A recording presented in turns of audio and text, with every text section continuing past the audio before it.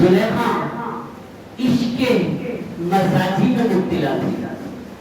ساری جوانی یوسف علیہ السلام کے عشق میں رہ کر گزار دی۔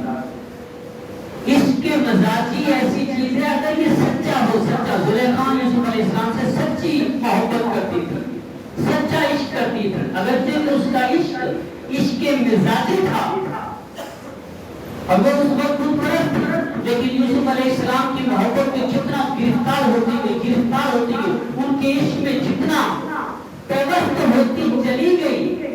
اتنا ہی دیکھتی چلی گئی کہ یوسف کا خدا یوسف کی ہر خواہش پوری کرتا ہے، اور میرا خدا تو میری کوئی خواہش پوری نہیں ہو رہی، میری کوئی آرزو پوری نہیں ہو رہی، یہاں تک کہ اس کے مزاجی میں اتنی مضبوط ہو گئی کہ بڑھاپے کو پہنچ گئی، بڑھاپے عمر یاس کو پہنچ گئی، عمر یاس کو۔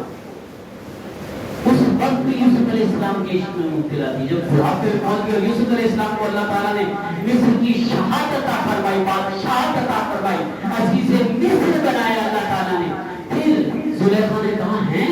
وہ غلام جس کو میں نے پالا تھا یوسف، آج مصر کا وہ ہے، اس کا مطلب یہ ہے کہ یوسف اتنا مضبوط ہے، اس کا خدا کیسا ہوگا؟ یوسف ایسا خوبصورت ہے، اس کا خدا کیسا خوبصورت ہوگا؟ یوسف اتنا استقامت والا ہے، اس کا خدا کیسا ہوگا؟ یوسف اتنا صابر ہے، اس کا خدا کیسا ہوگا؟ یوسف کی ہر اچھائی کو زلیخا ذکر کرتی گئی، اور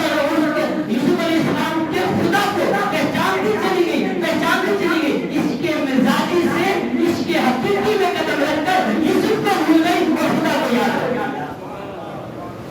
یہ قربانی